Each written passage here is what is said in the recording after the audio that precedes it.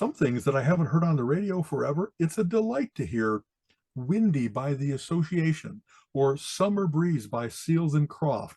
And some of these things, they were pop confections, but they're beautifully crafted and it's a perfect little 3-minute thing. Right. Blood, Sweat, and Tears was actually not just a confection. They had excellent musicianship and excellent songwriting and so forth. And David Clayton Thomas, his voice, there were other voices as well. But man, when you look at like the first or the second album, they weren't like, oh, it's one hit and a lot of filler. They had 5 hits off this album. 5 things went to #1, Spinning Wheel and When I Die and all this kind of stuff. So I think that I'm appreciating different kinds of music. I'm at the prog end where it's like, give me the 22-minute epic.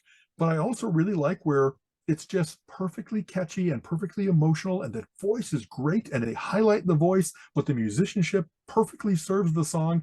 There's craftsmanship for the people who were in the Brill Building and knocked out perfect Broadway musical after album after jingle, advertising jingle. They knew what they were doing. They were great at it. I've been delving into that. I got Mata Hoople. I got, like I said, The Association I bought, and they're like $4 a CD. These are like $15 to $20. So when you get 5 albums, like, I know that they've made their money. They don't need to get any more money off of these, but it's a bargain to me to get 5 albums that I might even have 1 or 2 of them. But for $3 a pop, I'm willing to say, please give me 10 Santana albums for $40 and that kind of stuff. So I've been filling in the back catalog, and in some ways of things that because they weren't my favorites, I don't have a lot of them at all. But then if I'm going to have it, I don't want it just the greatest hits.